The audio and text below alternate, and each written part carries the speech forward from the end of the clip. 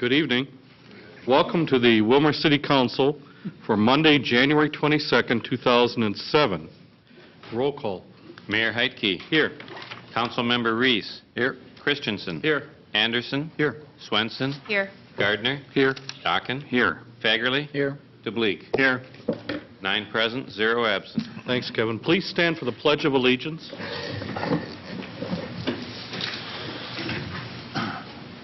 I pledge allegiance to the flag of the United States of America and to the republic for which it stands, one nation under God, indivisible, with liberty and justice for all.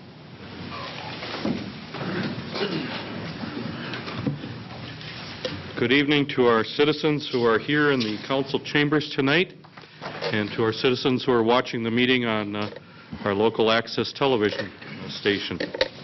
Tonight we have a couple of presentations, one that's called Small Cities Development Funding, and we also have a report from the Meals on Wheels program and a variety of reports on various committees. I will begin the meeting by asking the council members if they have any changes, additions, or deletions to the agenda. There are a couple things that will show up under miscellany. One is an announcement from the police department about a winter event called the Polar Plunge. We also have an announcement from Councilmember Dockin about a support group for veterans. And I also want to say just an announcement about the local Chamber of Commerce banquet. With that, then, we'll go to the consent agenda. Move to approve. Second. We have a motion, and it's been seconded, for the consent agenda. In the consent agenda are a variety of minutes of various committees that have been meeting recently. These minutes include the City Council from January 8th, the Utilities Commission from January 8th, the Hospital Board from January 10th, the Planning Commission from January 10th, the Housing Redevelopment Authority minutes of December 12th, the Convention and Visitors Bureau minutes of December 19th, the Senior Citizens Council of January 3rd, and also an announcement that Councilmember DeBleek is going to be traveling to a convention on Association of Public Power in about a month. Are there any comments about any of the items on the consent agenda? Hearing none. Those in favor of approving the consent agenda say aye. Aye. Opposed? The motion carries. We are now down to our first scheduled hearing, which is called the Small Cities Development Program Funding. I'll first call on our city administrator to introduce it. Anything, Mick, that you want to say? Well, Mr. Mayor, members of the council, the Housing Redevelopment Authority has historically administered our small cities or our community development block grant programs over the years, many of which have been housing rehabilitation programs and activities. And talking about the same thing tonight, we're required to conduct a public hearing and adopt, in this case, 2 resolutions, which Ms. Gaffney will explain. And so I would introduce Dorothy Gaffney and ask her to present this program to the council. Thank you. Welcome, Dorothy. Thank you. Tell us what this is all about. Okay. The 2000 Small Cities Development Program application, excuse me, the funding agency is the Minnesota Department of Employment and Economic Development, also more commonly known as DEED. The application process consists of a competitive process, and there's never generally enough funds to approve all the applications submitted. It's important that we have leverage of other funds for an effective use of small cities funds is strongly encouraged in the application process. Program changes from past programs are that DEED is now strongly encouraging community partnerships when applying for funds, as well as smaller small cities development program maximums and longer terms on deferred loans. They're inherently make your application more competitive. A joint Willmar-Atwater pre-application was submitted the end of October 2006 for 15 owner-occupied rehab units per community. The pre-application was selected by deed for submission of a full application on December 7th, 2006. At that time, deed requested as a condition of the invitation to submit a full application that we decrease per community from 15 owner-occupied units to 10 owner-occupied units. The full application is due at deed by 4:30 p.m. on February 1st, 2007.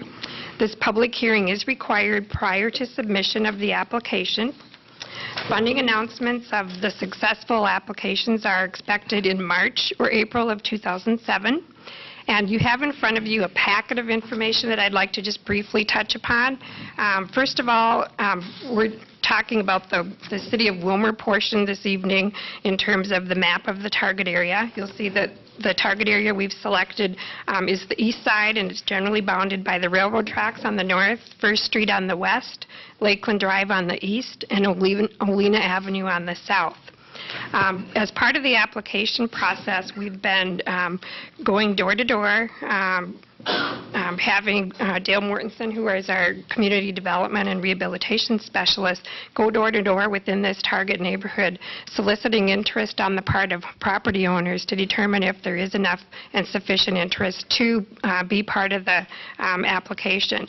And as part of the packet, you can see his report that as of today, we have 44 pre-applications that we've done a preliminary screening on in terms of the income that the family or household has stated they have and the size family that they would be eligible income-wise to participate in the Small Cities Development Program. And they also have a strong interest in doing so. Dale has also done kind of a summary of the pre-applications that have been submitted to show you what income ranges the people that have submitted an interest fall within.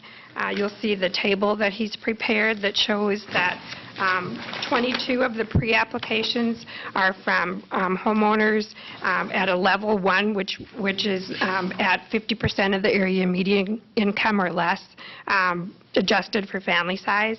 9 are at level 2, which is from 51% to 60% of the area median income, adjusted for family size. And level 3 would be from 61% to 80% of the area median income, adjusted for family size. So Dale has found that there is a significant amount of interest. Again, we'll be submitting the number of pre-applications to deed when we submit our application, but we can only do 10 properties under this particular program if we are successful in getting funded. The other part of the application is with Atwater, and Atwater will also be submitting pre-applications for 10 homeowners for rehab. The proposed budget is also included in the packet of information that you have. Key to successful applications are providing as much leverage information as you possibly can. We are proposing that the total application for small cities portion of the funds would be $323,100. The remaining dollars to get to the total of $533,100 will come from programs like the Southwest Minnesota Housing Partnership has a rehab pool, and they've indicated that they will participate with us up to $200,000. Also, Heartland Community Action Agency has indicated that they will commit up to $20,000 for eligible applicants for weatherization funds, and the USDA Rural Development has also indicated that they, while not giving a dollar amount, that if any of our applicants would be eligible for their 504 loan or grant programs, we could partner with them on that as well. The action that we require this evening is that there are 2 resolutions that need to be passed. Number 1, that the City of Willmar serve as the legal sponsor of the application and pass a resolution in support of the Small Cities Development Program, Willmar Atwater Project, to be submitted to deed. And then number 2, pass a resolution authorizing the execution of a cooperation agreement with the City of Atwater so that the City of Willmar and Atwater can submit the application jointly with City of Willmar acting as the legal sponsor. And then the third piece is for the mayor to execute the full application. And with that, I'll open it up to any questions that anyone might have. Dale is also here to answer any questions that you might have about the survey of the neighborhood and what Okay. his discussions have been with property owners. This is a public hearing that has been open to the public, so I will first ask if there's anyone in the audience that wishes to ask any questions or make any comments about this proposed funding application. Is there anyone out there in the audience that wants to ask anything or say anything about this? If not, then the public hearing is closed, and now the matter comes up here to the City Council table. And I'll ask our council members if they have any questions or comments that they wish to raise. Councilmember Gardner. Thank you, Mr. Mayor. Dorothy, just a brief question of interest to me is I used to live in the Sperryville neighborhood years ago, and I'm wondering if there's been some thought or perhaps there's been some previous programming available in that neighborhood, but that's a nice little neighborhood in town, and I'm wondering if that's been considered for something like this in the past or will be in the future. Certainly in the future, we have covered a number of our neighborhoods, our older neighborhoods, in past Small Cities Development Program applications. However, there seems to be such a great need everywhere for these types of dollars, and unfortunately, there's just not enough dollars to do a number of housing units per year, but we certainly will continue to apply for these as we complete our programs. One of the things that DEED is looking at is you must, before you apply for new funding, you must complete funding of any open grants must be closed out before you can get funding again. Okay. Well, I hope that in the future that that you folks will look kindly upon that neighborhood. Okay, thank you. Thank you. Councilmember Anderson. Thank you, Mr. Mayor. Thank you, Dorothy, for your report, and Dale for a lot of contacts. I'm interested in knowing what the ramifications were when we decided to partner up with Atwater. I know they had some tough luck and hadn't been able to get the grants in the past, as I understand it. Did we lose any money coming to Willmar that we are now sharing with Atwater? Actually, when I was talking about the program changes that we're seeing, there's new staff people at the Department of Employment and Economic Development that run the community development program. And one of the things that they're doing is strongly encouraging community partnerships when applying for funds. And to be perfectly honest, if two applications would have come in separately from two communities in one county, I don't believe that either one would have gotten funded. And it makes sense. Thank you. Councilmember Dockin. Thank you, Mr. Mayor. Thank you for your report, Dorothy. Yes. I read or someone said that we have over 40 applicants so far and we can do like 10 houses. What's your policy going to be on how you screen and how you determine which 10 of the 40 or whatever number it is are approved? In fact, we're going to continue to go throughout the neighborhood. We still have some areas where we need to do some surveying, and all the pre-applications that we get will be held on file until it is determined whether or not we get funded by DEED. And at that point, all the people that have submitted a pre-application will be contacted, and basically it's going to be a first-come, first-serve program. It's going to be our policy on how we allocate the funding. If somebody has some emergency housing needs, say that a furnace has gone out and they need a furnace to be repaired or replaced, we would look at something like that as probably a priority, but otherwise generally it's going to be first come, first serve.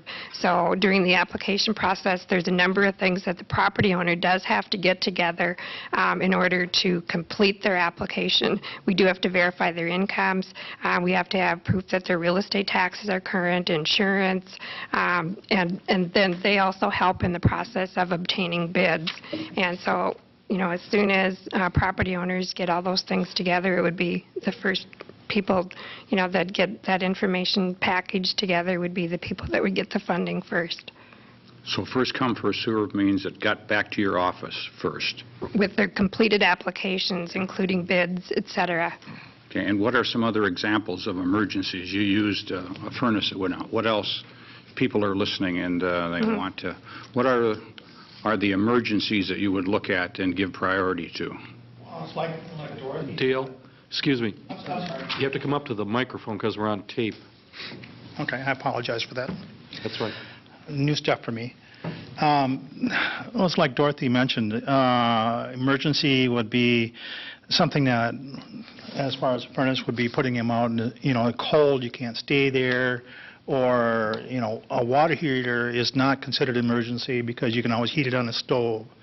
A roof you could, patch if you have to. I guess the really only real emergency would be the furnace that I can gather, unless, I can't come up with anything else at this time. So, does that answer your question? Or? Yeah, that's fine. Okay. Thanks. Thanks. Councilmember Christensen. Thank you, Mr. Mayor.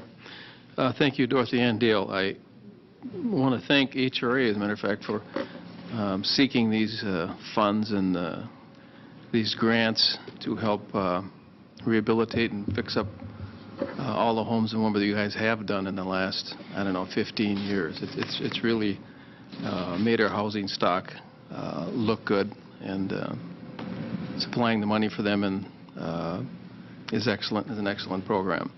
I do have a question as far as does this include any type of rental? If somebody has a rental unit in their house, are they eligible for this? This application is for owner-occupied units only. We do have some other programs that we have available through that we administer through the Minnesota Housing Finance Agency for owners of rental property. And that's not to say that in the future we couldn't do a small cities development program and include a rental housing component. Because of the changes in the program this year, and in order to be more competitive for the funding, we felt that the owner-occupied rehabilitation was what we should focus on this year. I guess my question is, does it have to be 100% owner-occupied? I mean, Yes. if they have a rental in the basement or No. the second floor, they're not No. eligible. Okay, thank you. I have a couple of small questions. Is this a grant or is it a loan to the homeowners? If you look at the packet of information, and on the page where it's got the different income ranges,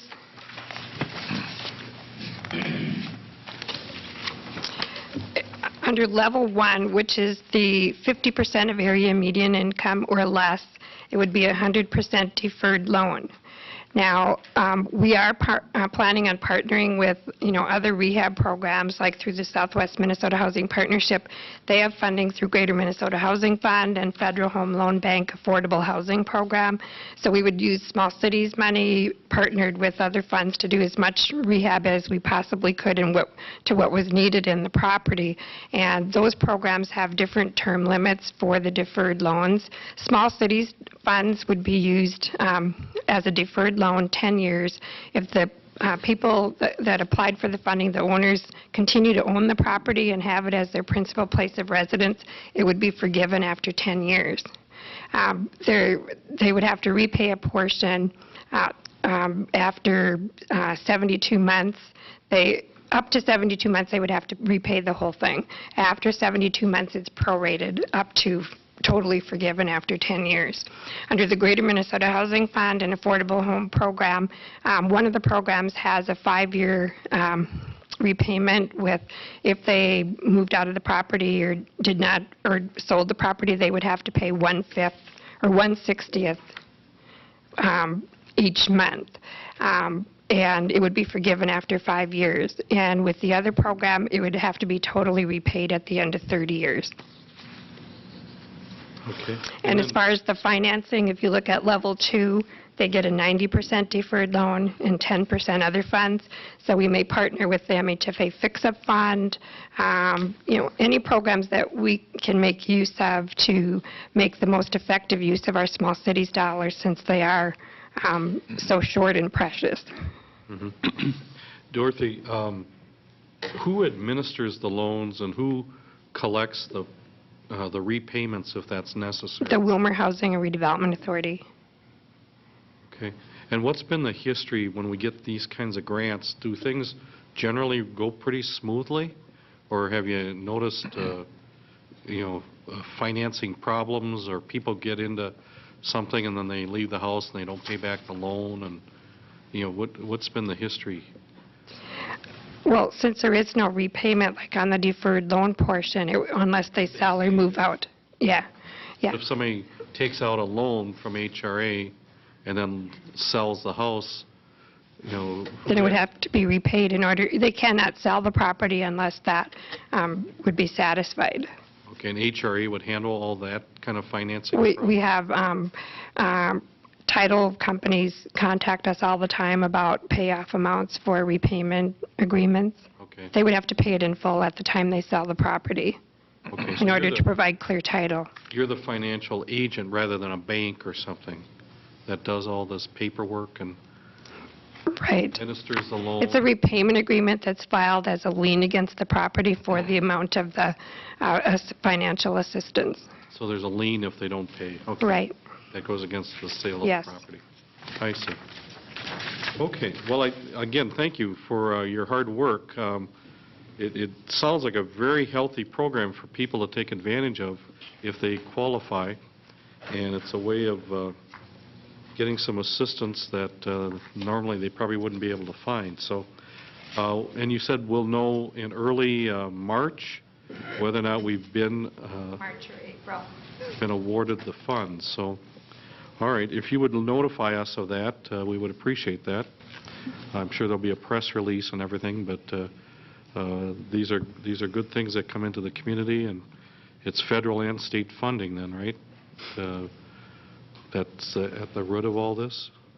Is it federal funding or is it state funding?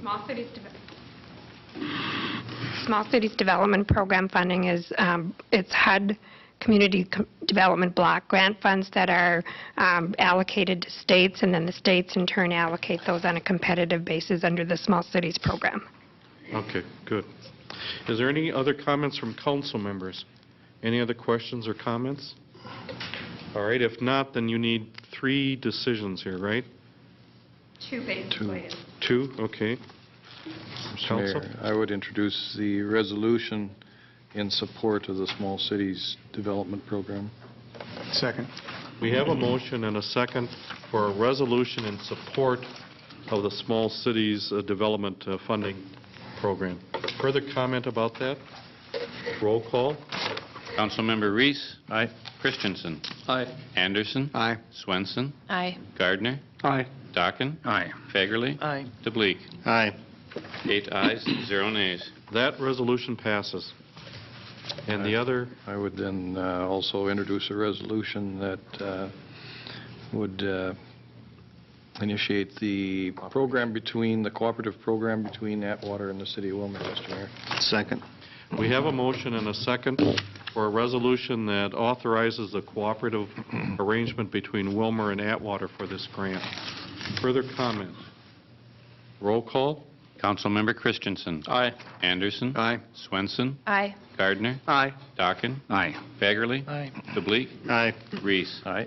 8 ayes, 0 nays. That resolution passes. Is that what you need then? Anything else? The documentation Kevin has is fine. Okay, do we need another motion or anything? Okay, just signatures now. We'll take care of that the next couple of days, so. Thank you very much. Thank you for your hard work, and best of luck.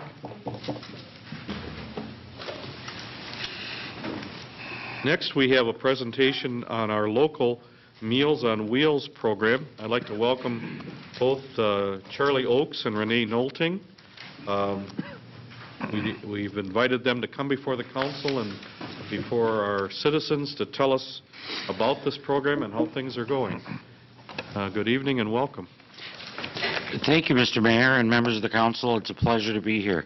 I've only been in town for about 3 years now, but I can tell you Willmar's a wonderful place to live, work, and play. We're here to talk about Meals on Wheels, and you guys have been a partner in the Meals on Wheels program since 1972. We started out on Flag Day, June 14th, 1972, when the city recognized there was a need to provide a good, nutritious meal for elderly residents that were no longer able to cook either for themselves for long-term or because of temporary health conditions. And that first year, we served an average of 10 customers. Now, I believe Renee passed around a chart showing you what the numbers have been the last few years, and as you can see, it has grown significantly in the last 36 years. In fact, since 1996, our numbers have doubled. People are living longer, people are spread out, and people are staying home longer. People are remaining independent and healthy longer because of this program. Back in 1972, the City of Willmar recognized the need. The Church Women United saw that there was also a need and an opportunity for them to help provide the delivery volunteers for us.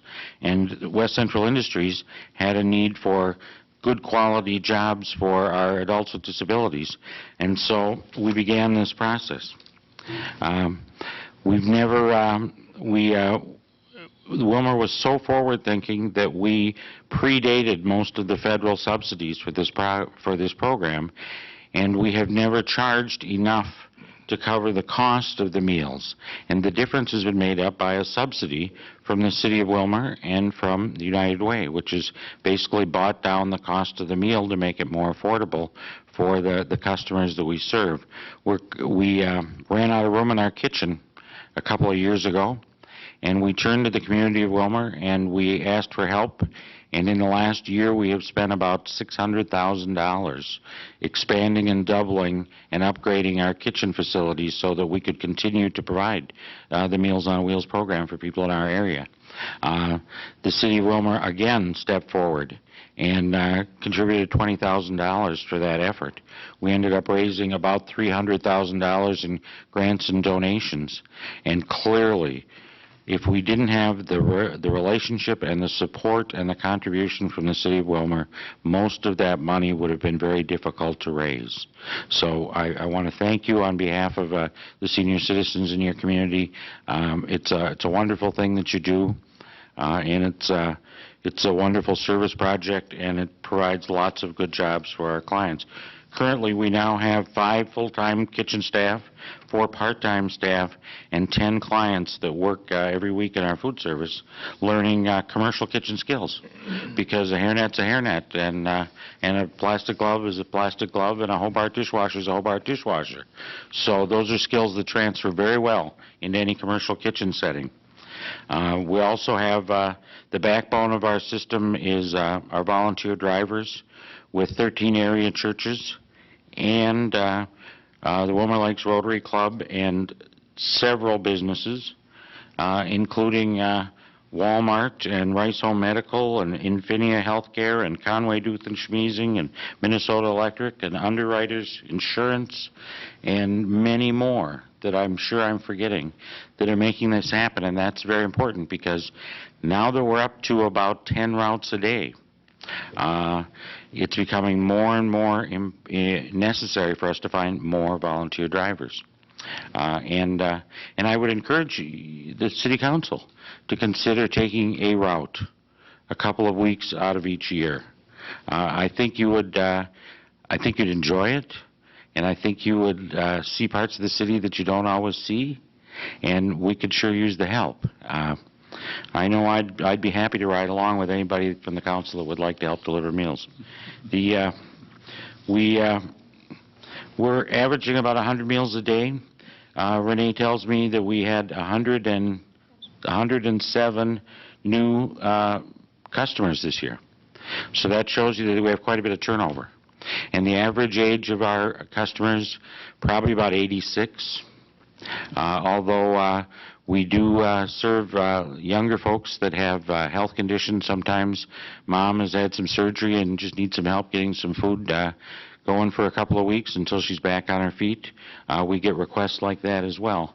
I'd say about half of our customers are receiving help from the Waivered Elderly Program through the county because because they're low income, and the remainder of the people are paying for the service out of their own personal assets.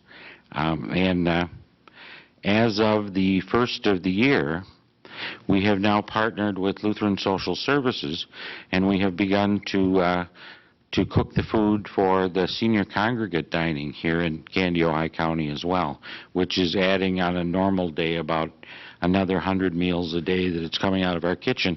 And they tell me that on dance days that will double easily.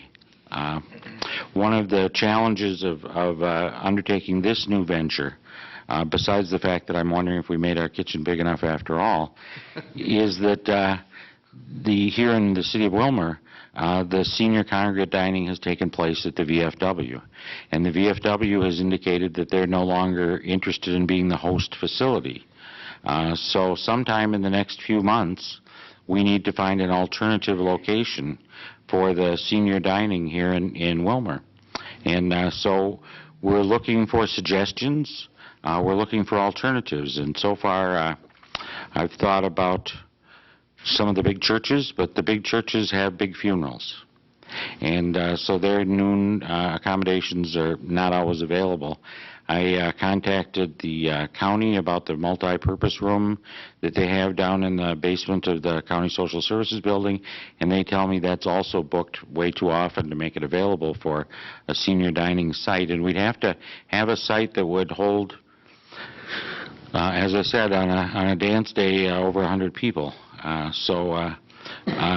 Consequently, we have approached Community Ed, and we are going to be meeting with the advisory committee from the Senior Citizen Center to see if it would be possible to work something out with them. I think we're still a couple of months away from that being a major problem, but I think it's time that we have a community discussion of what is the most appropriate place to provide senior dining. And it was interesting, I went out to senior dining, and one of the fellows I was visiting with, he said, you know, I could probably come up with some food. I could pick up some deli food, or I could order Meals on Wheels. But he said, you know, my wife died 8 years ago. And he said, these are the only people I talk to all day long. So he felt that, he said, that's probably as big a deal as the food itself. And then last week, when we've been preparing the meal for about 2 weeks now, we had someone tell us that it was like getting a real meal. That they had noticed a difference with the vendor. That they were enjoying the variety of entrees that Renee was providing. Renee Nolting's been our food service director since 1990. And she does a terrific job, and I don't know if you have anything you'd like to add. I know that each year you guys also contribute part of the cost of operating the program. We really appreciate it.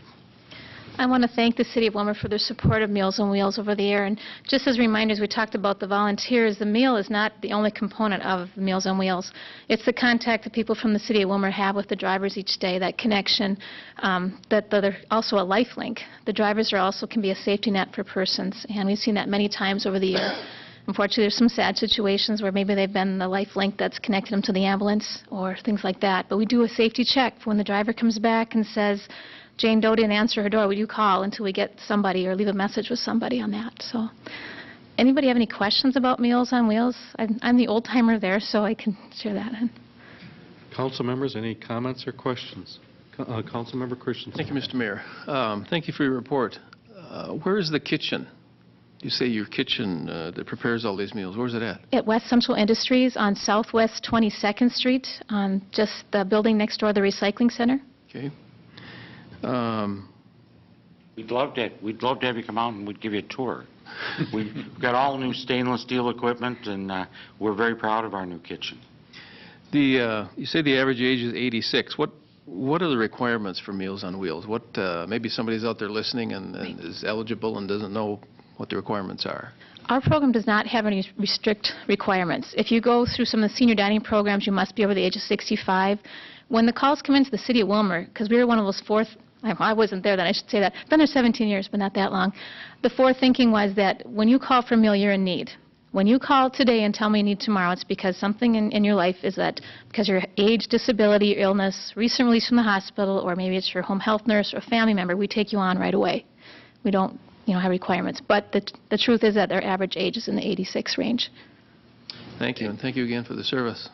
And that's one of the nice things about the fact that we aren't so tightly connected to the aging board on this program is if people say they need the help and they can afford to pay for the meal, then we really don't ask them a lot of questions. If they need some help getting the meals paid, then they have to go through the social services system, and there are criteria as far as age and income levels. Other comments from council members? I have a couple if anybody else wants to say anything. Can you explain again, what is the participation that's expected from people financially if they call for Meals on Wheels? $4.19. That's currently, we make the meal for about $5.25. That's our average cost. And the money that we receive from the city and from the United Way buys down the cost of the meal by a little over $1. And the reason it's an odd amount is because for the folks that are paid for by the Elderly Wavered Program, there's a cost of living percentage increase, which the last 2 years has been 2.25%. So that's why it went from $4 to now it's up to $4.19. Okay. And as far as how that goes is we bill people, and we trust them to pay their bill, and every year we write some off. Mm-hmm. Okay. Also, the rate set by the county, which is now $4.19, we cannot charge private pay more than assisted. So the rate has to stay, or less, it has to stay the same. So the county's charge the same, so is the participants who pay. Good.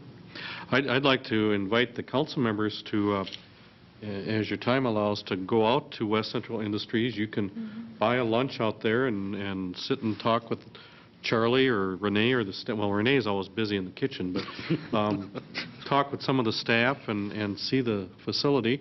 I've been known to go out there and have lunch with Charlie, so food's always good. Food's always good. I wanted to clarify this thing with the VFW. If you need a new site, how many days a week do you need a new site for? Monday through Friday. So you need a site for 5 days. Year-round. Year-round for the noon for the noon period, basically from probably 10:30 till 12:30. Because we need a little setup time. The meal itself would be probably from 11 to noon. And does the Meals on Wheels program pay a rent or anything, or is it a voluntary contribution by the site? It's a community match. It's a voluntary contribution by the site. That program, the congregate dining, is funded through the Area Board on Aging, and the fee that's built into the meal price doesn't include any money for any rent. And so 95% of them in the state of Minnesota are in community centers or senior citizen centers, and that's a local match that helps leverage the federal money to buy the meals for the folks that use the congregate dining. Mm-hmm. So you need a fairly large location for 100 people, plus you need a block of time 5 days a week within that facility. Correct. A little time for setup, a little time for tear down. We would cater it with steam tables.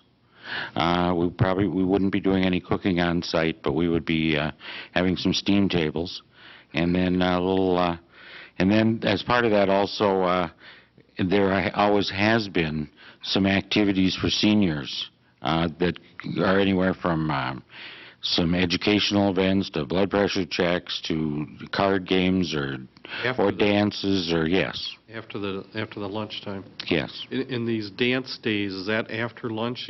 Correct. Is it like once a month or something, or? I know it's Fridays, but I guess I don't know how often it is. We're so new at this. We've only been we weren't allowed to any access to the program until the 1st of January. Right. And so we're at the stage where we're trying to get everybody fed and figure out what we're doing. And we picked up the existing staff. Good. Well, again, thank you for the hard work that you do and the long hours you put in, and it certainly is a service to the community. It's nice to hear that some of the businesses are picking this up as a voluntary involvement for their employees, and maybe more businesses will be encouraged to do that. I know it's a very rewarding experience to deliver and visit briefly with the seniors. So, It's one of those things that takes about 45 minutes, maybe an hour, from quarter to 11 till about quarter to 12. And it's one of those things that when it comes up, I always go, oh, how am I going to get that done? But I find a way, and I go and I do it. And when I come back, I just feel so much better. Because on some days, it's really the only tangible thing that I did for some other human being. And just the knocking on the door and how you doing and making sure they're awake and alert and that they're doing all right. Boy, I invite you to come join me. I'd love to bring you along. thanks, Charlie. Thank you, Renee. Keep up the good work. Next on the agenda is the Willmar City Council Open Forum. And again, this is the opportunity for any citizen to address the City Council and the Mayor. Is there anybody in the audience that wishes to talk to the Council tonight? If not, we'll move on to number 10 on the agenda, which is the Committee Report for Public Works, Public Safety for January 16th. Councilmember Reese. Thank you, Mr. Mayor. The first item we had on the agenda was the wastewater treatment plant, and in regards to the conveyance system for the new wastewater treatment plant. And our city administrator updated the committee on developments in this project. The project is at the 30% design stage, and we're at a very critical juncture in the project. Currently, the city is experiencing difficulties of obtaining rights to go across some property for the South Interceptor route, and therefore staff and Donahue and Associates have been researching alternative routes for this interceptor line, and as a consequence, even the plant location. There were three options that were outlined to the committee. The first one was to continue on the original route. However, there are potential legal issues.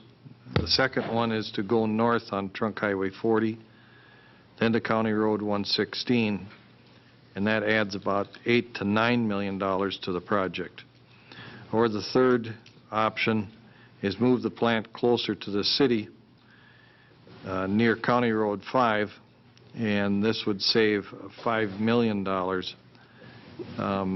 For those of you that weren't at the Public Works meeting, if you look at the map that's right in front of you that we get every week, right where the railroad tracks and County Road 5 intersect, straight south of the old airport is the location that was discussed.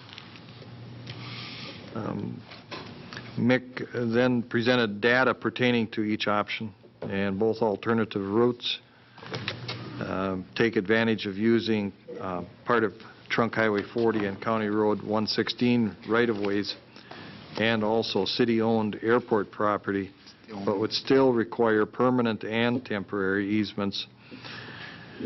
For the project to stay on schedule, a decision in regards to the route and/or the location of the new treatment facility is needed by the end of February.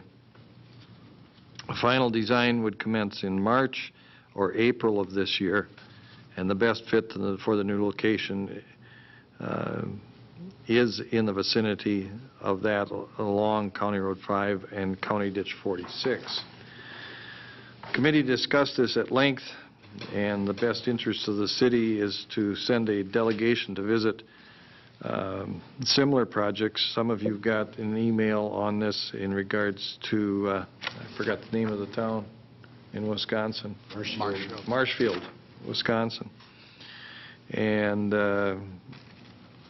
we also have now we do have a date for a community-wide meeting which will be held at the fire station. I don't remember the date. Tuesday, February 6th. Okay, Tuesday, February 6th. And at which time we'll have discussions open to the public and then it'll come back to the committee. The recommendation of the committee after all of this was to consider the information presented, conduct a public hearing, discuss plant location or alternative interceptor routes with a decision to be made by the end of February, and then also that council members and staff visit similar size and design projects to evaluate design, odor, and location issues. So, Mr. Mayor, I believe that's a motion, huh? Okay. So that is I'll make that motion. Mr. Second. Mayor.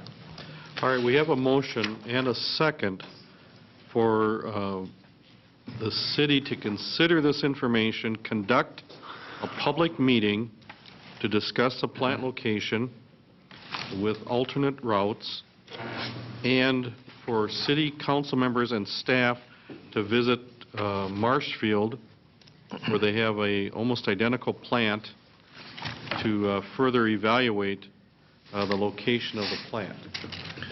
Just a couple of points that I'd like to make and some of the things that were brought up at the meeting. If you look at the proposed alternative location for the plant, and you look at the location of our new airport, the free zone where there could not be any buildings, which Swanson Field was our previous free zone. That's why that was established. Our new free zone is directly to the west in that section. Also, the location, the alternative location that we're looking at is adjacent to the creek that we are going to be discharging to. We'd have to go, I believe Craig said we'd still have to go through some additional permitting for the change of discharge, but it's still the same ditch. Is that correct? That's correct. So, and then the $5 million savings is quite significant in when considering the other two options, which actually add dollars to the project. So I think it's worth our time, consideration, and research, Mr. Mayor and council members. Thank you. Any other comments about this motion or about this issue or questions? Councilmember Dockin? Thank you, Mr. Mayor. I'd like to go back a little bit on this. When did we decide to build the sludge treatment plant west of town? What year was that? That cost like $4 million to build that, right? How long has that been? Started in 95 and finished in 96. So that's 10 years ago. 10 years ago, okay. And we were at that time then, or after that period of time, we were sure that the eminent domain would not be a problem. So we decided to go forward with siting it out there. What has changed our mind to believe that we would end up in a protracted legal thing? And so now we've decided to come closer to town. I mean, what was it that we were so sure of then that we're not sure of now? Well, I don't know that anybody, Mr. Mayor, members of the council, I don't know that anyone came to the conclusion 10 years ago or even talked about eminent domain or the need for it. I don't know that 10 years ago we thought we would be building a new wastewater treatment plant and have it up and running by the year 2010. Okay. But what has happened in the course of the last several months is that we've been denied access to those lands for surveying and soil testing purposes, not attempting at this point to buy easements or to buy the right-of-way necessary to construct the interceptor line.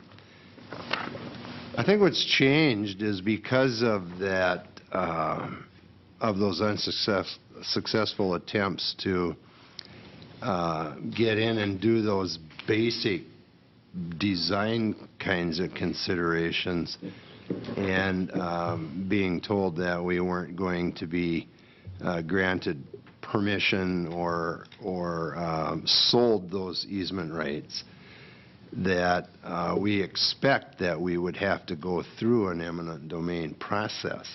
And I believe, and city attorney can express his opinion, I believe that in terms of eminent domain, we would be successful. But I think the glitch, and I agree with Rich on this issue, that the courts are going to view this situation, and this is pure speculation at this point, that we have options available to us, and therefore may or may not grant the right to go through that property. And even if they did, if the property owners appealed the decision of the local courts, we would run that risk of being unsuccessful in that appeal process. So that's when we started looking at rerouting the interceptor around the area in question or stopping short of it. Would the court look at other options, knowing that we had spent $4 million and built a sludge treatment plant near the site where we wanted to put the new treatment plant? Would that not have a heavy burden of proof on our side? Well, I think the question is better directed to the city attorney. I can only speculate, as probably he can at this point, but he may have a better feel for how the courts might react. Jim, do you want to address your Sure. question Yeah, to the attorney? I'd like to. Would you repeat the question so he can focus on it? I'm just wondering that we spent $4 million to construct a sludge treatment facility. It's been up and running.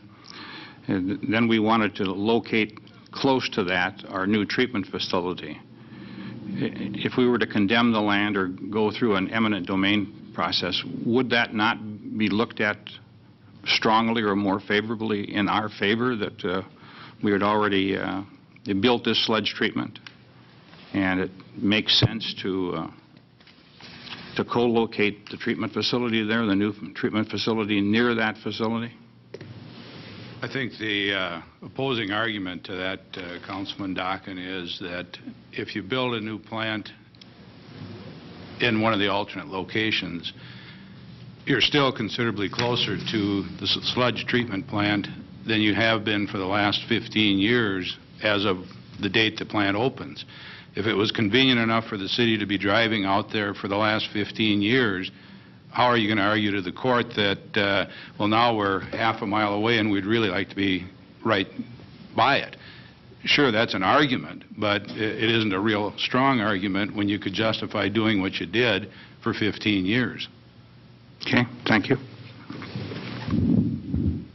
Councilmember Gardner. Thank you, Mr. Mayor. I know that we visited this last year, that we talked about, and just this very thing, just this very site, if I'm not mistaken.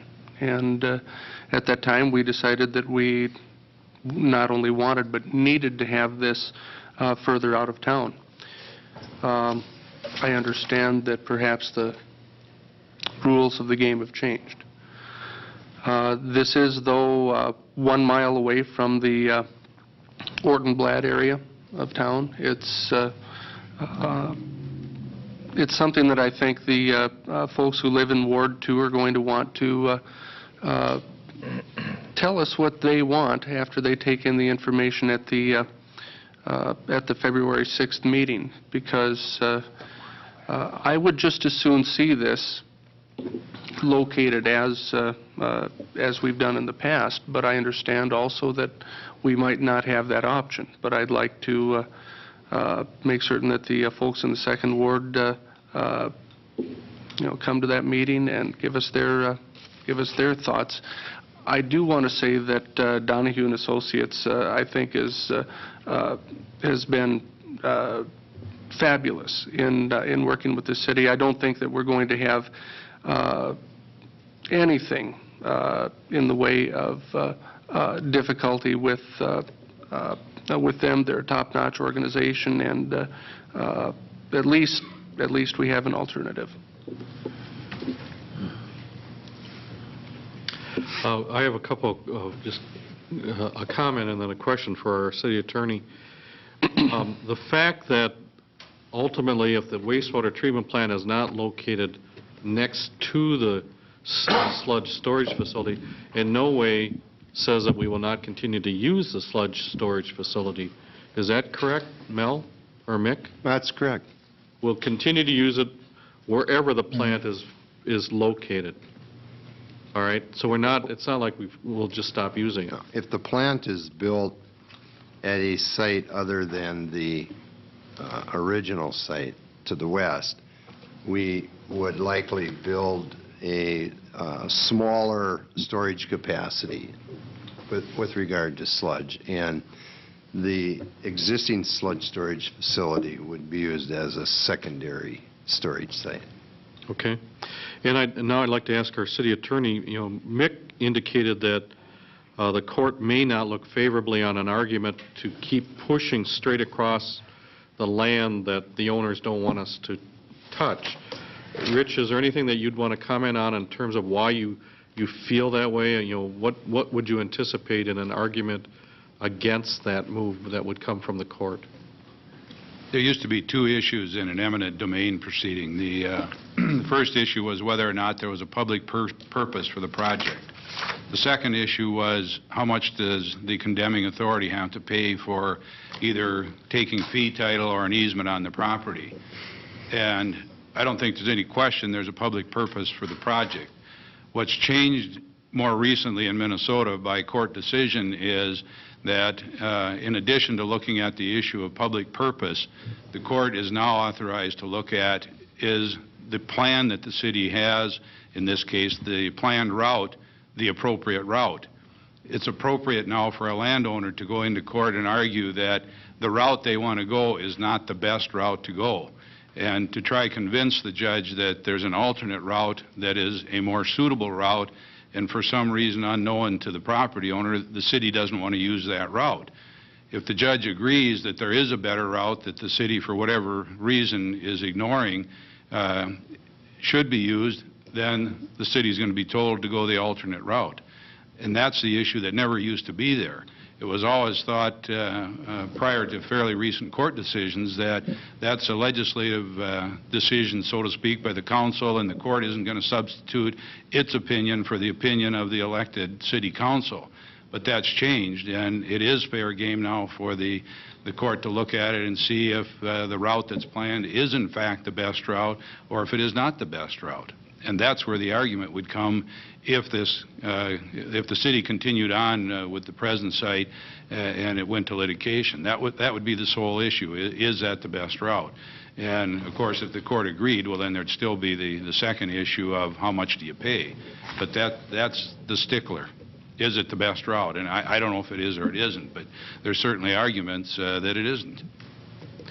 Rich, would the court consider the extra cost involved to an alternate route?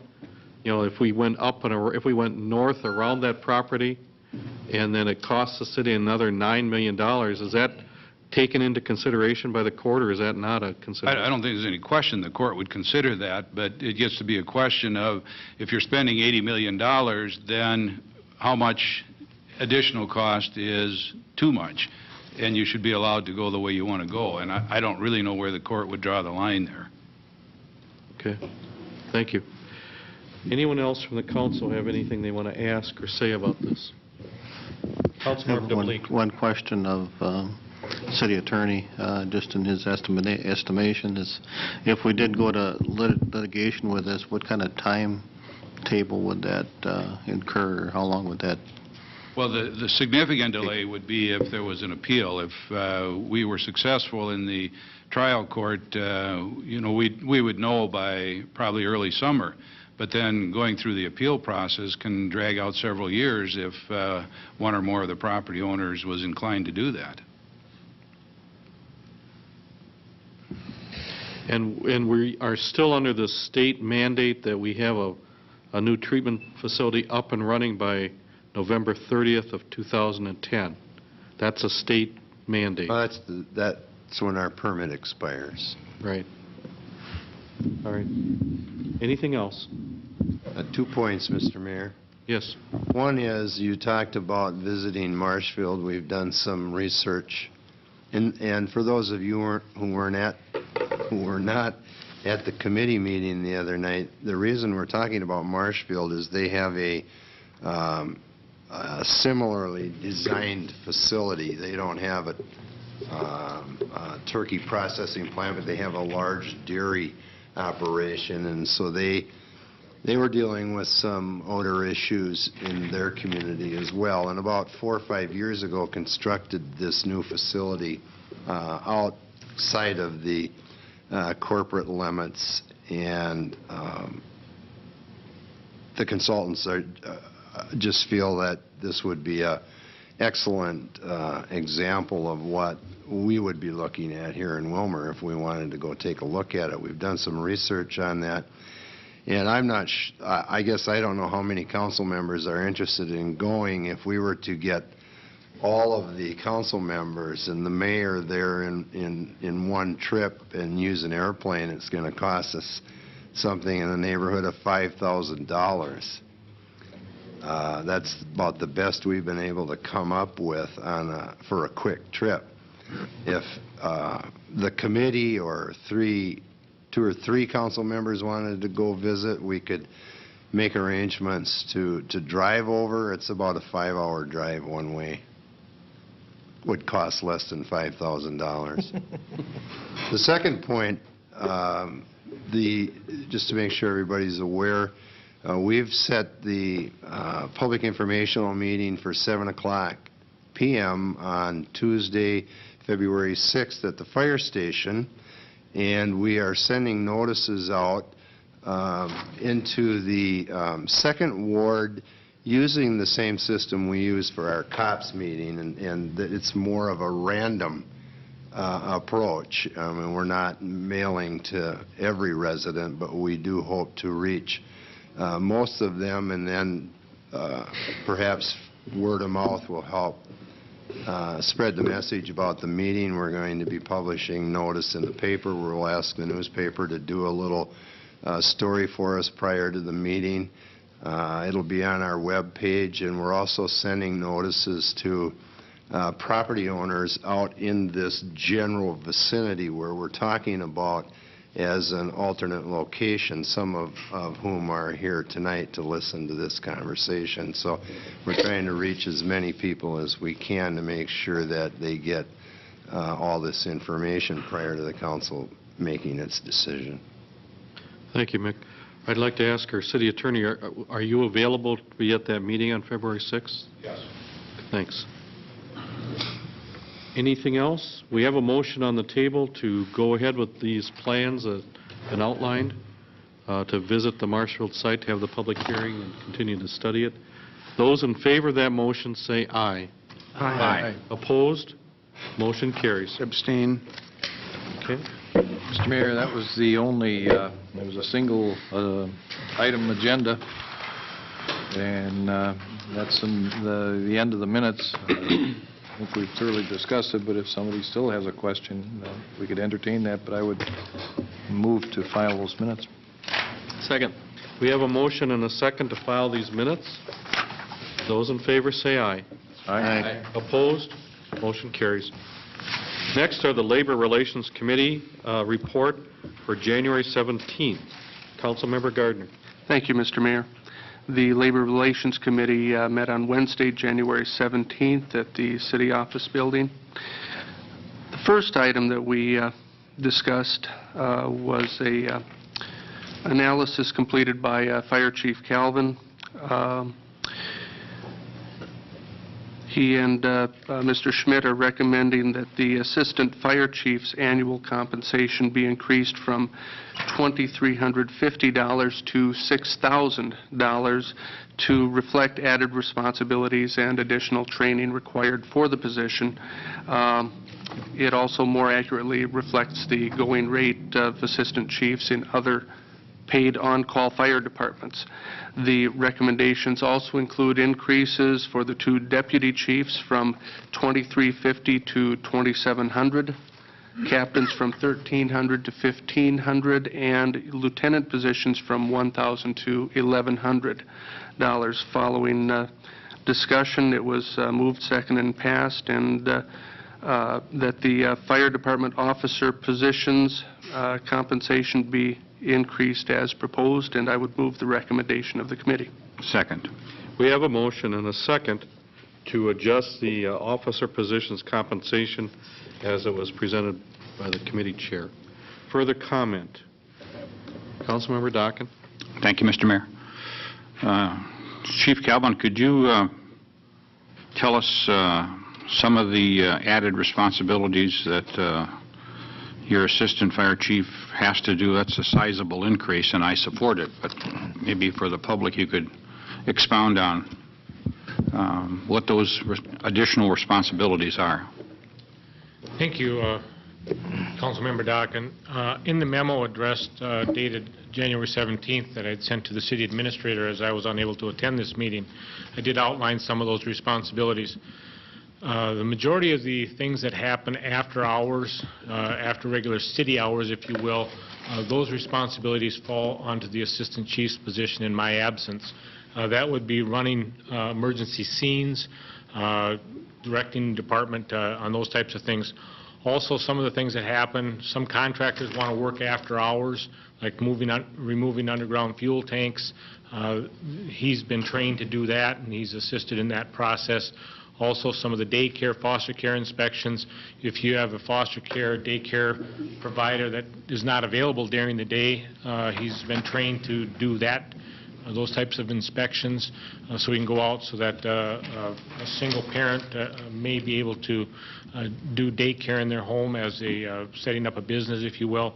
And also just the regular things that go on, daily tasks that happen after hours.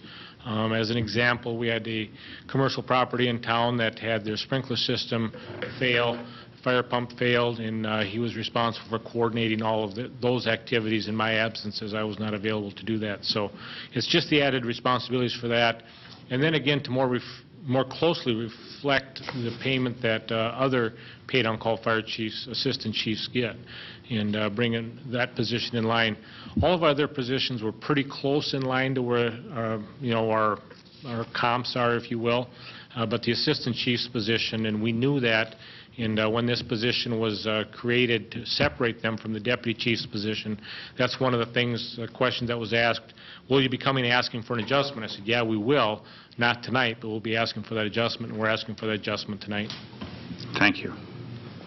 Anyone else? All right, this is a resolution. Oh, I'm sorry. Councilmember Anderson. Thank you, Mr. Mayor. Just a question on the budget. Are we going to have to amend the budget, or how are we going to, this looks like it's something over $5,000. It's covered in the existing budget. It is? Yes, sir. Okay, thank you. Anyone else? Councilmember Christensen. Thank you, Mr. Mayor. Marv, are there any cities the size of Willmar that have full-time fire departments? Oh, yes, a lot. Well, not a lot, but quite a few, yes. Do you foresee that down the road for Willmar? I mean, is that a possibility, or is that 10 years off or 20 years off?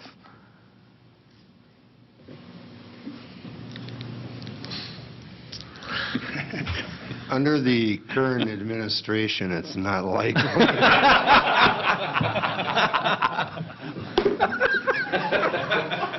I was not sure how to answer that, but I think I just did.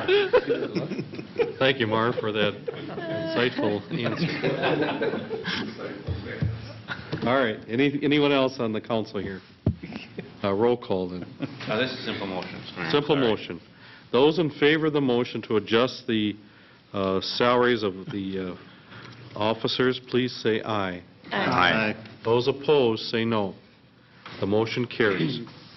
Councilmember Gardner? Thank you, Mr. Mayor. Item number 2, Municipal Utilities Commission Chair Bob Bonowitz and other members of the commission were present to discuss with our committee the status of their search for a new general manager for the utilities following a local recruitment process that ultimately was unsuccessful. Mr. Bonowitz informed the committee the commission was planning to seek the assistance of an executive search firm and that the cost of such an effort would be in the neighborhood of around $30,000 to $35,000. Mr. Bonowitz also discussed with us compensation guidelines, noting that the research done by the commission to date suggested market conditions could result in a new general manager salary in the neighborhood of $125,000 to $135,000. After some discussion, we received this for information only. Item number 3. Steve, could I ask here, that salary range, was that determined by who?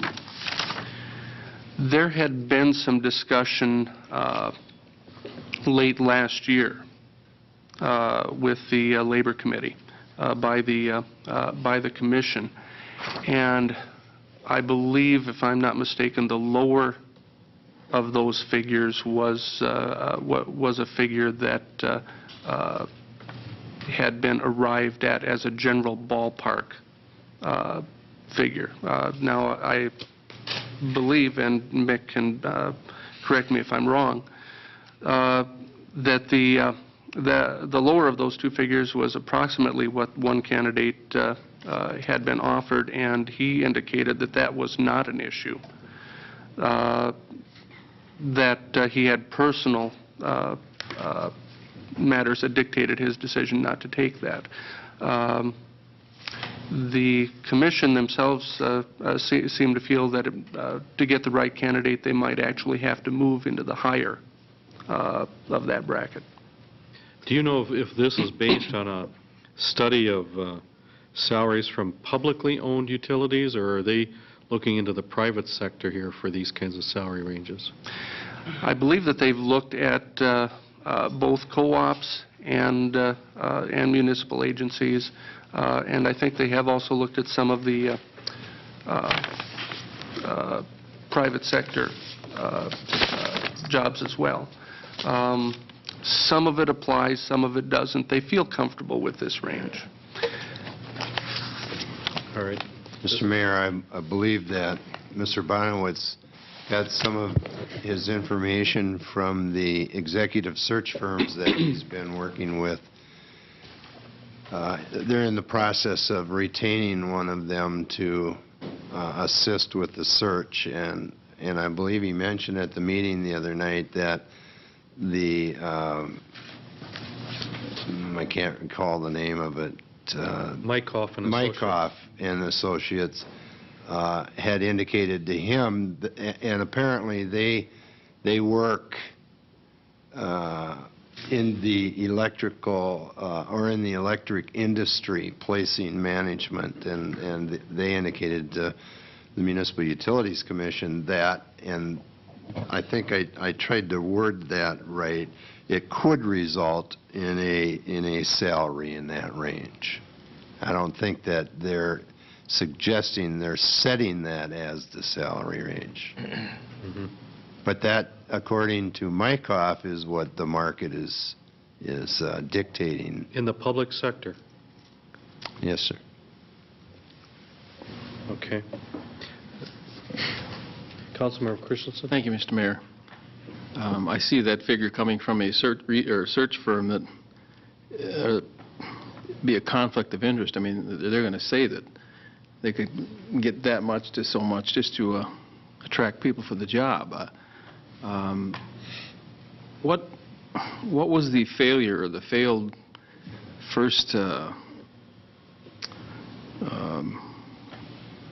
acceptance of recruitments or recruiter? The first search people. attempt? Yeah. What failed? I mean, why would they have to go to research firm just because they failed once? Well, I was involved in that original process, and the municipal utilities advertised nationally and received a total of 13 applications for what I think many of us thought was a pretty decent job in outstate Minnesota. And of the 13 applicants, we were able to identify 4 that we thought would fit well within the organization, within the community, and that was based on resumes and cover letters, and actually set about scheduling interviews. And between the time we contacted the individuals and the time they were scheduled to interview, 3 of the 4 withdrew from the process for various reasons, and I don't know all of them. And we ended up with 1 candidate we did interview, and he didn't accept the position. So from the search committee's perspective, we weren't so sure that that process was very effective, and we thought that maybe, including myself, that maybe an executive search firm could maybe do a better job of identifying potential candidates. And we don't know why the 3 of them dropped out? Just 3 of the 4? I don't. Okay. Anything else from council members? Councilmember Dockin? Thank you, Mr. Mayor. I was at the MUC board meeting today, and they talked about this Mykoff and Associates, and Councilmember DeBleek was there also, but they indicated that the charge for their service would be 35% of whatever the salary is. And I think the individual that wanted to come here, the 2 reasons that I heard were that was a property search was difficult, and then they were looking for a place for a position, a job for his wife that was difficult. But he was very highly recommended.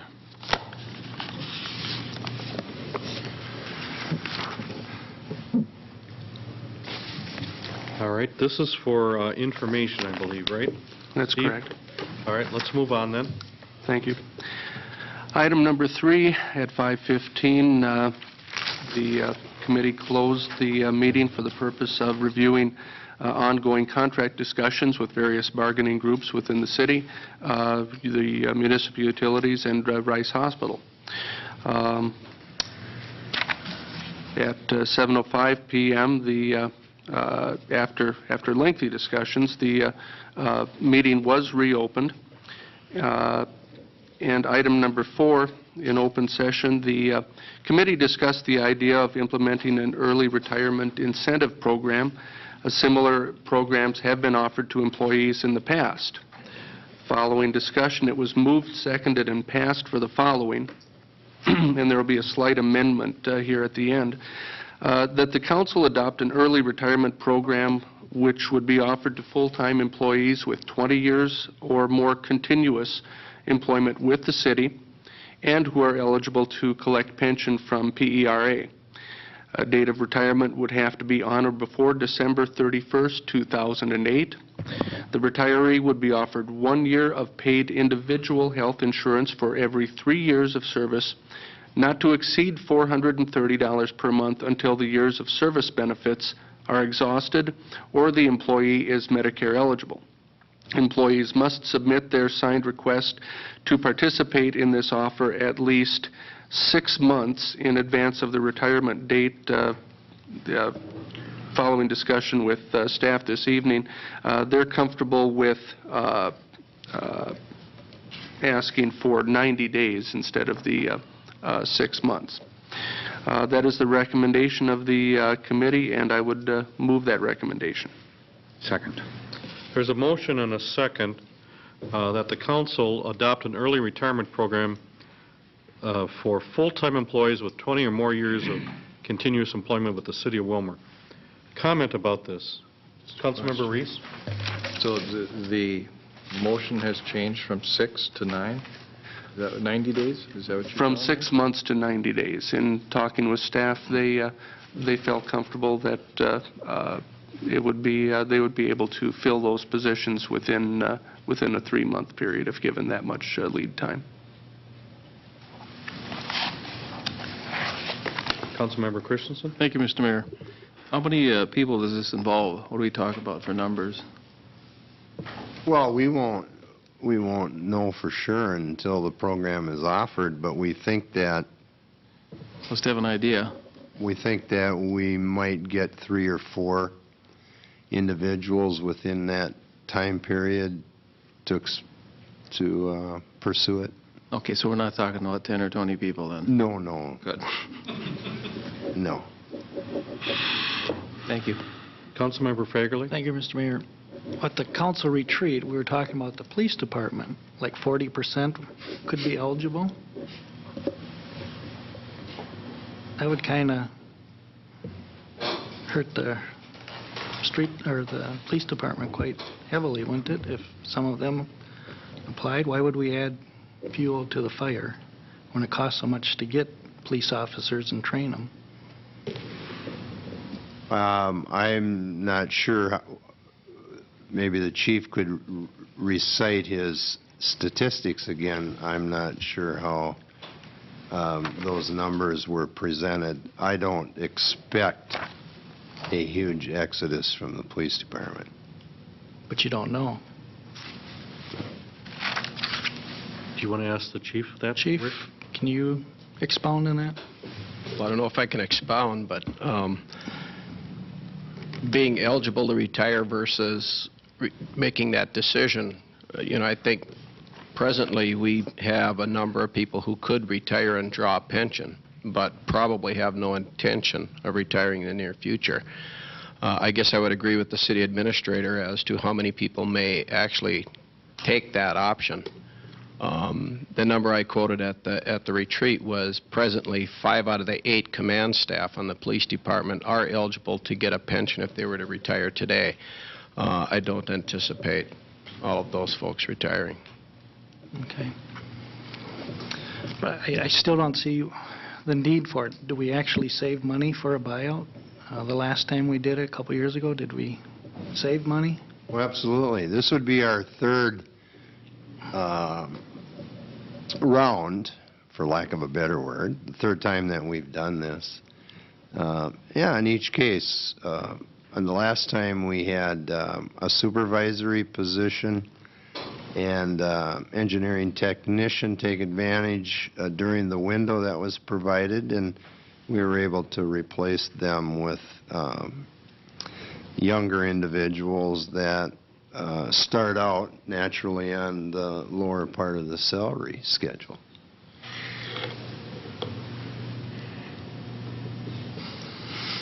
Okay. Anyone else?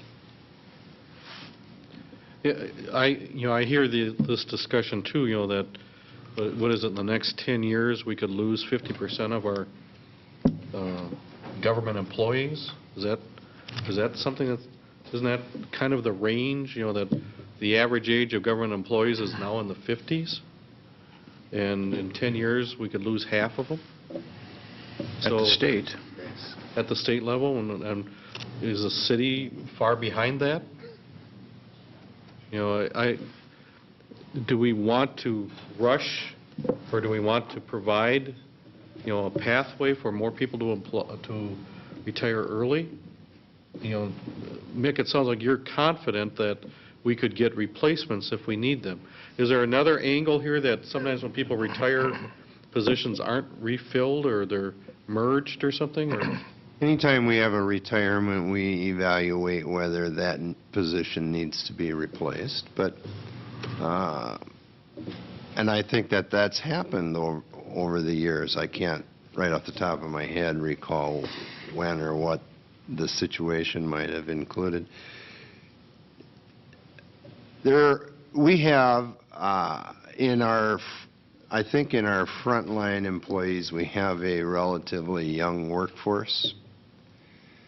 So I don't see a huge impact. We tried to point out a couple times that the council's strategic planning session that there are a number of us getting up in years that have been with the city for a long time that, as naturally as you get closer and closer to that 60-year range in age, you start thinking about things like retirement. And,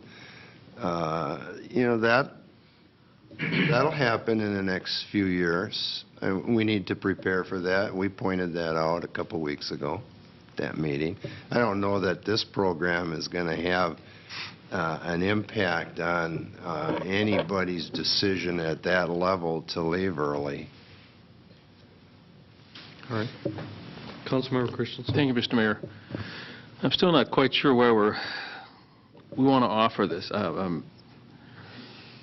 If you're sure that there's only 2 or 3 involved, are they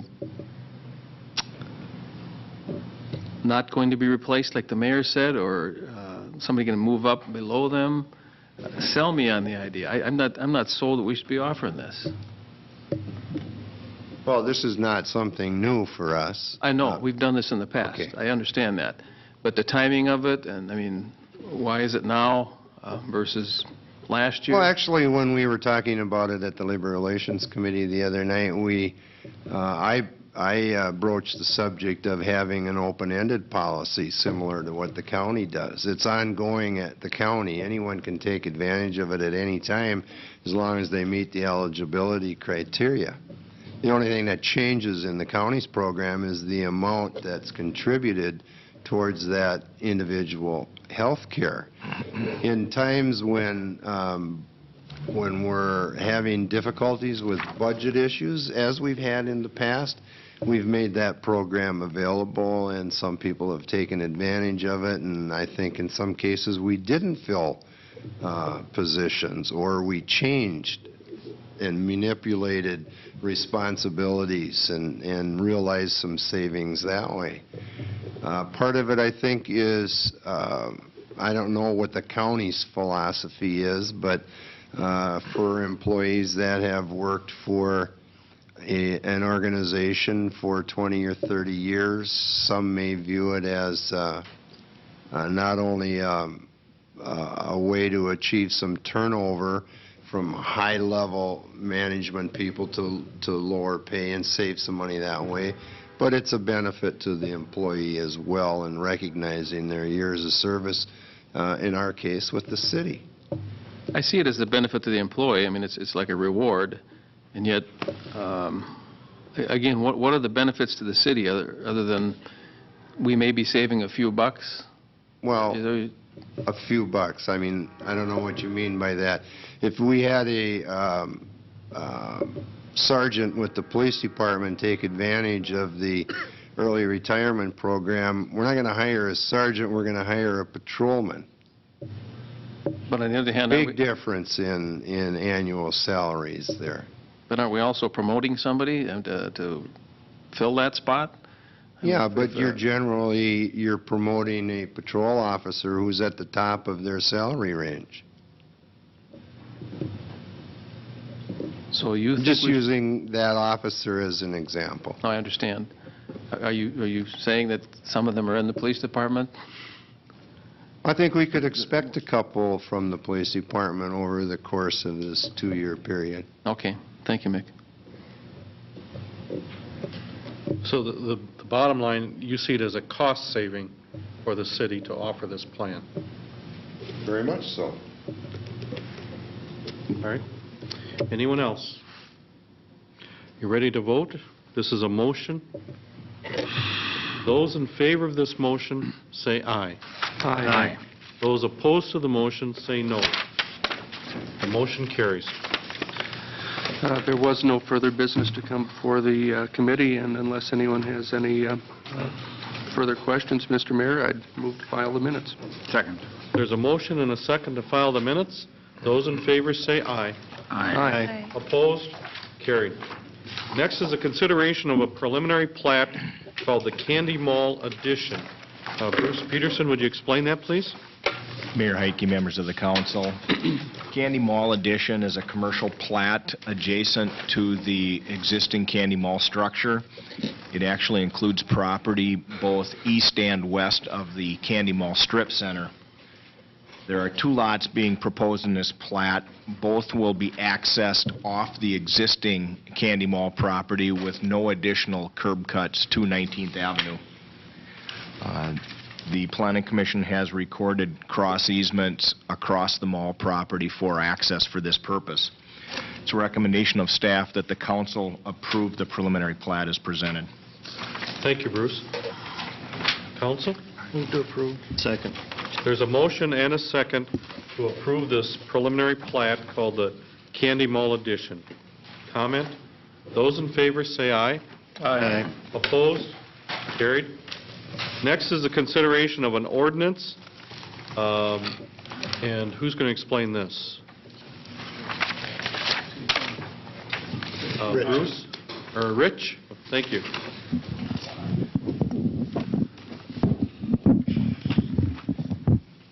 If you're thinking this is deja vu, a good part of it is. At your last meeting, you adopted a resolution that included Section 1. It did not include Section 2. It did include Section 3. And it did include a few other things that are not in the ordinance. The reason I put together this ordinance is because there is a provision in state law dealing with building permits and fees charged for zoning issues and things like that.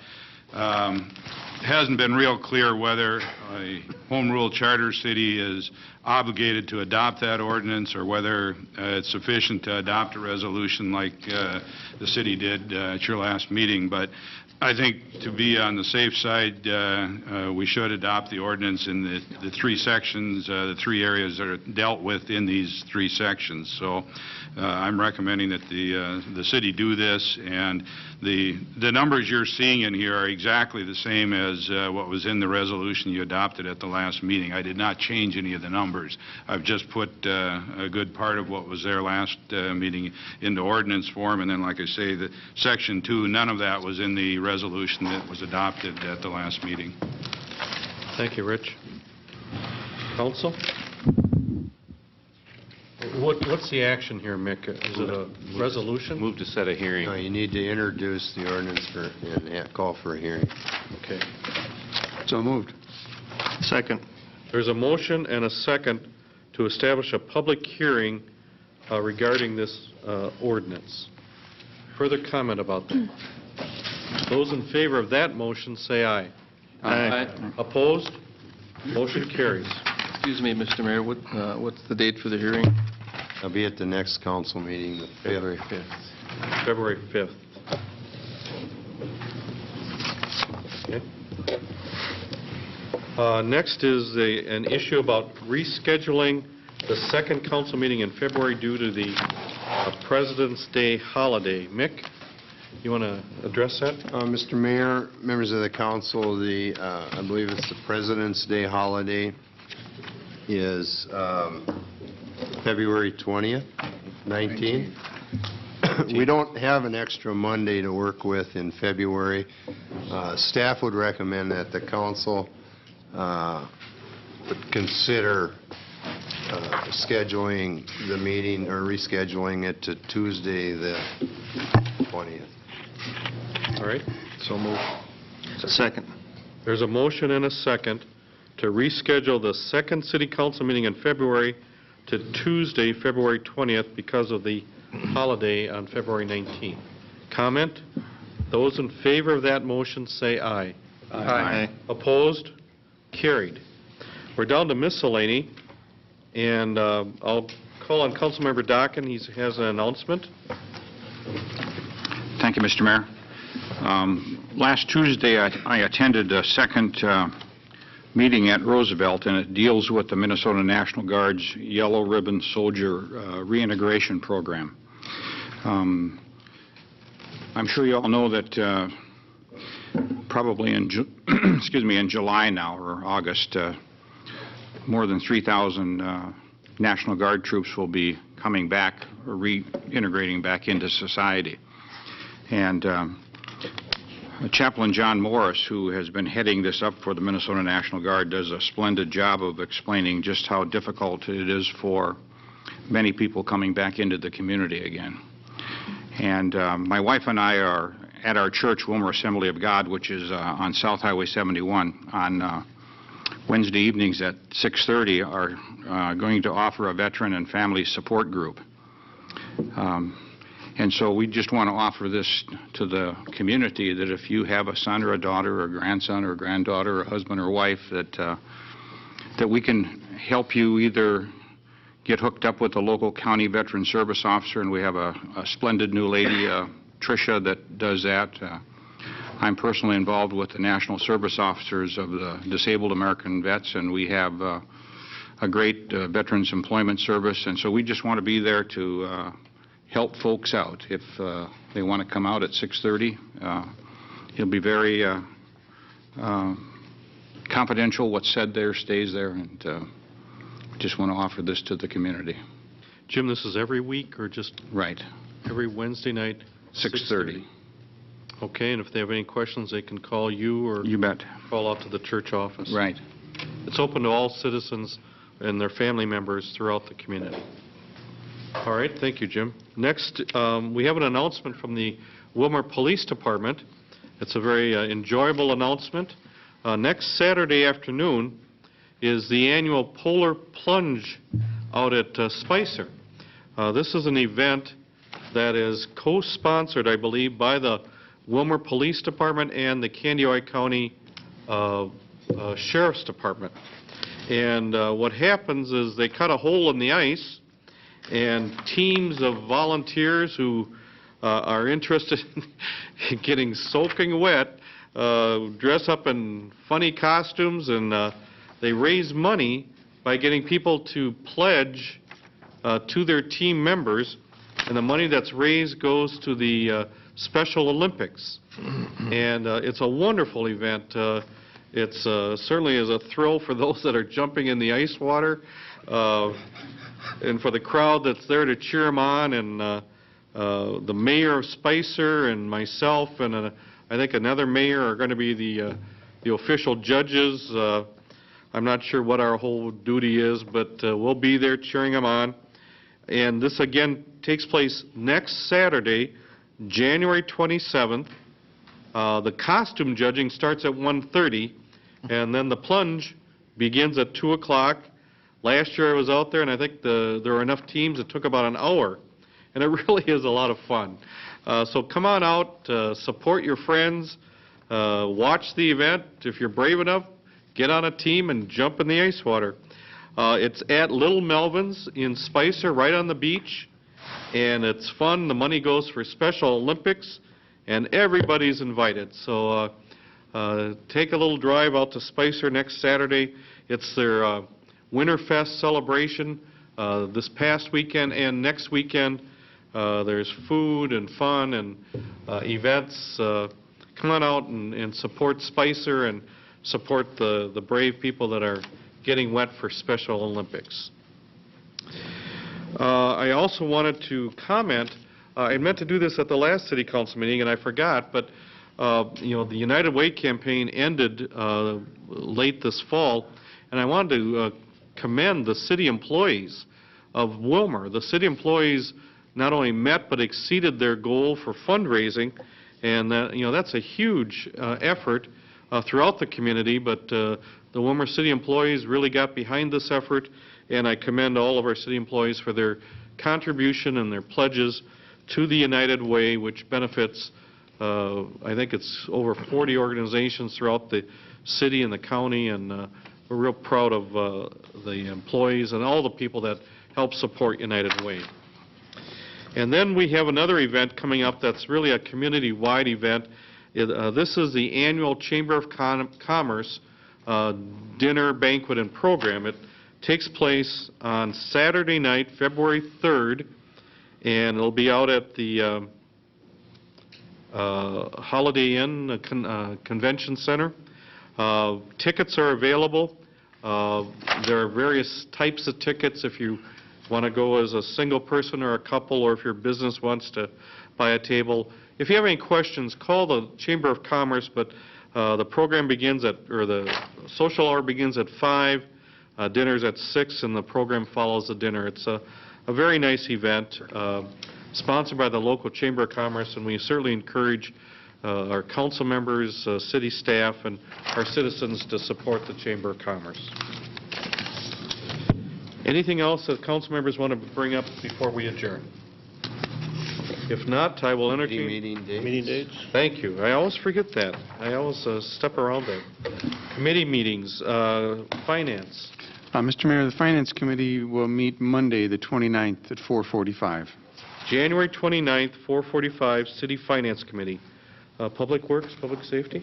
Public Works, Public Safety will meet the next day, Tuesday, the 30th at 4:45. January 30th at 4:45, Public Works, Public Safety. Community Development, Bruce? Mr. Mayor, Community Development will meet on Thursday, February 1st at 4:45. February 1st for Community Development at 4:45. Steve, Labor? No meeting. No meeting at this time. Anything else? Councilmember Christensen. Thank you, Mr. Mayor. Just to remind the public again that Tuesday, February 6th at the Fire Hall, 7 p.m. will be the meeting for the wastewater treatment plant relocation. Thank you, Ron. All right, is there a motion to adjourn? Move. Second. We have a motion and a second to adjourn. We are adjourned.